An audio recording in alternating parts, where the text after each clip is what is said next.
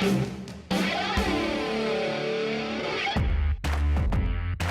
know dogs love it playing outside, but they need protection from the rain and the sun and the wind. So you know what the solution is? Your classic doghouse.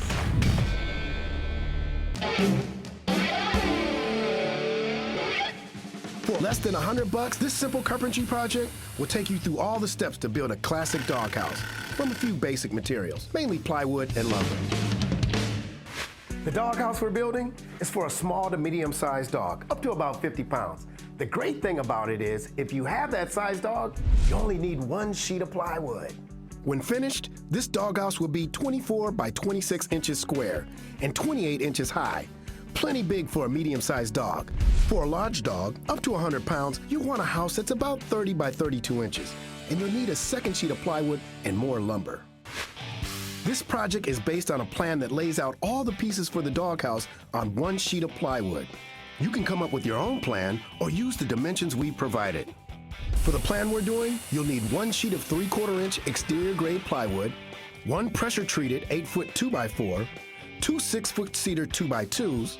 For the roof, I need 15-pound roofing felt, and about a dozen 3-tab asphalt shingles.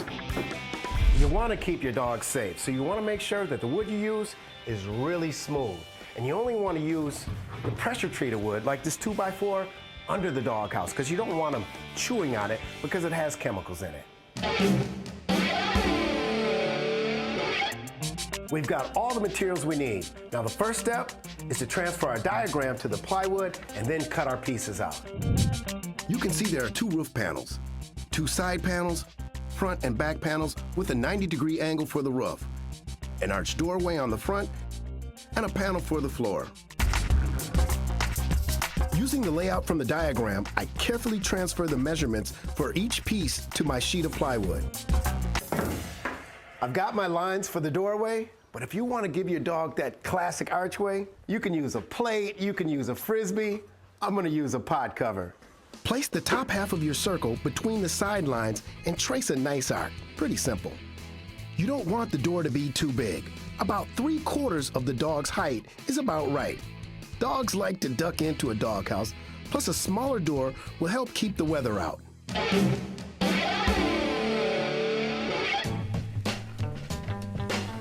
I've got my whole doghouse drawn on a 1 sheet of plywood, so we're ready to do our cutting. I'm gonna use a circular saw with a cross-cut blade. I'm gonna save these 2 rooftop pieces for last because they require a special cut.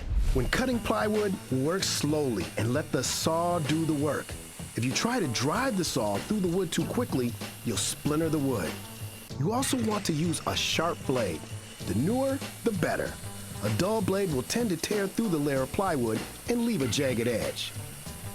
It doesn't really matter if you cut on the line or on the inside or outside edge, but once you decide how you're going to make your cuts, stick with it. Don't do the center of one line and the outside edge of another, or the pieces won't fit together properly. I've got all my pieces cut except for my 2 roof panels. Now they're gonna meet at a 90-degree angle, just like this. So I'm gonna cut them at a 45-degree angle bevel cut. For safety, always unplug your saw before adjusting the shoe. Then loosen the locking lever and slide the shoe down to the 45-degree mark. It's usually as far as the shoe can go. Now you're ready to make the angle cut, also known as a bevel cut. The trick is to watch the saw blade carefully to keep the cut on the line. If you look at the shoe and not the blade, your cut will be off the mark, literally. You can cut both roof panels along the same edge because the 2 will form opposite sides of the angle at the top. After you make the bevel cut, put the shoe back to 90 degrees and cut the sides of the 2 roof panels. Now you can see with our 45-degree bevel cuts, our roof panels come together just like this. Our next step is to cut out the doorway. To start the jigsaw blade, make holes in both square corners with a 3/8 inch drill bit. Then just use the jigsaw to cut out the doorway, keeping the blade on the center of the line.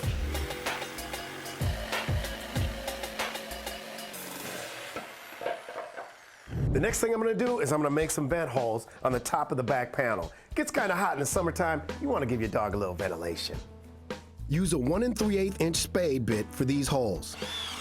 Just keep the bit spinning at full speed and make sure you put a piece of scrap wood under the panel so the bit doesn't blow out the back of the hole.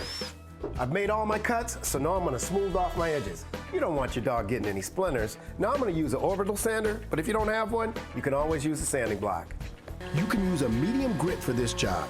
Just make sure you hit all the edges, especially where the dog might come into contact with the wood.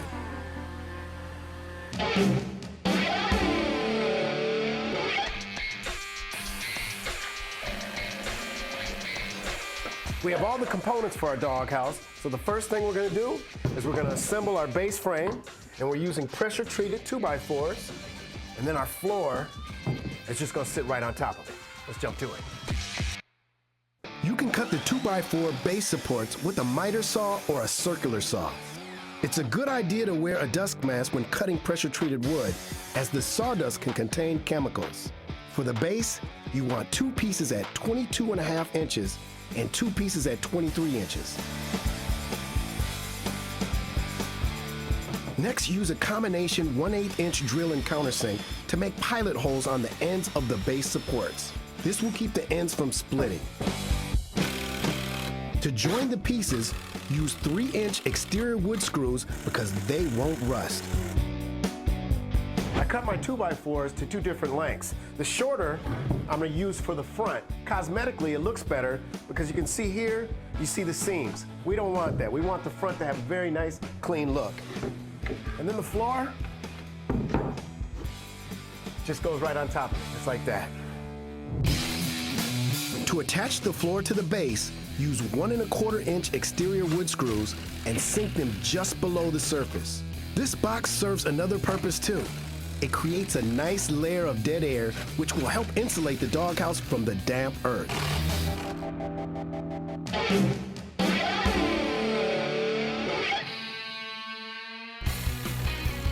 Now I'm ready to put on our side panels. I've taken some 2x2 and cut them just 1 inch short of the length of our side panel, and it's gonna sit right on top of our deck, just like that. You take some screws, and that will hold it in place. So I've got this one ready to go. I'm gonna go cut the other one. For my 2x2s, I'm using cedar because it's rot resistant. Now, a lot of times when you buy cedar at the store, it's warped. So you wanna make sure that you sight, make sure everything's straight before you walk out the store. The 2x2 side panel frame supports will be 15 inches long, 1 inch less than the 16-inch height of the panel. Attach the frame supports flush to the top of the panel with 1 1/4 screws, about 1 every 4 inches. Once the side panels are ready, attach them to the base. Start a line of screws so you can drive them home easily, one after the other.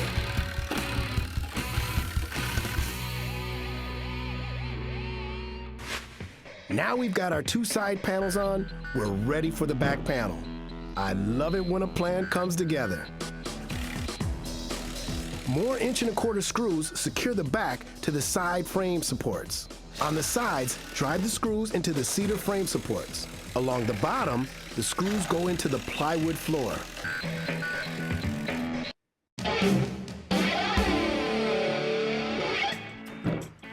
Now we have our front and our back panels assembled. It's starting to look like a doghouse. Our next step is to put on these frame supports for our roof. They'll go right on the edge here. The 2x2 frame supports for the roof panels are 13 inches long, centered along the angled section of the roof, about 2 inches short of the peak. To make life easier, start a row of screws. Then, holding the support in place, just drive them home. You can use a clamp here if you like. The last part of our assembly is to put on the roof panels. Just line up the beveled edges at the top of the house.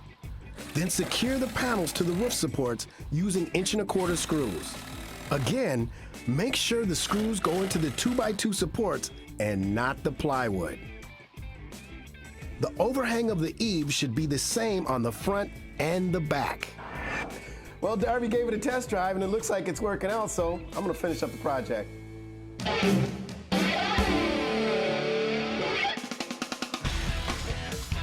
This doghouse will last for years, but you want to keep the weather out. So what I'm going to do is I'm going to install some asphalt shingles. But first, I have to put on some roofing felt. You want to cover the entire roof with a single piece of 15-pound asphalt impregnated roofing felt, also called roofing paper or tar paper. It's just an extra layer of protection to keep the water out. Staple the roofing paper in place with a hammer tacker or stapler, using 3/8-inch galvanized staples. Then use a utility knife to trim the paper flush with the edge of the roof. The first shingles go on upside down, so the tabs face up toward the peak. This gives a nice clean line along the edge of the roof and prevents water from getting to the wood. The 3-tab shingles are wider than the roof, so let the excess hang off the back for now. Next, secure the shingles to the roof using 3/4-inch galvanized roofing nails. You don't want to use longer nails because they'll poke through the plywood and may hurt your dog. The nails go along the nailing line just below the notch of the shingles. Then do the starter row on the opposite side. The next step is to lay a starter row along the front of the roof. Again, turning the shingles around so you have a clean line along the exposed edge. Crease the shingle at the peak so it lays flat. You want the shingles to overhang the plywood to create a 3/4-inch reveal.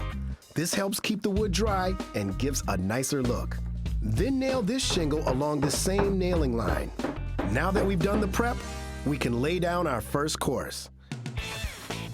Lay this shingle along the edge of the roof, but this time with the tabs facing down. It will lay directly over the starter row and nail it home. The next course lays on top of this one, but it's offset so the tabs don't line up and the clean edge of the shingle now lines up with the back of the roof. Let the excess of this shingle hang over the front. Next, same deal. Only line this one up in the front and let the back edge extend over. Starting to get the picture? Repeat the process on the other side of the roof. At this point, you can trim off the excess shingle material, both along the peak and overhanging the edges. The right tool for this job is a utility knife with a special hook blade made for cutting shingles. All right, so we've got most of our shingles on. And so what we're gonna do now is we're gonna make a ridge cap. And the way I'm gonna do that is I'm gonna take a shingle, so I'm just gonna cut it into thirds. Just saddles over, just like that, and you nail it into place. Cut another third and overlap that piece over the first. Continue on till the last piece, which gets nailed in. This last nail will be exposed, so hit it with a little roofing cement and no one will ever notice it.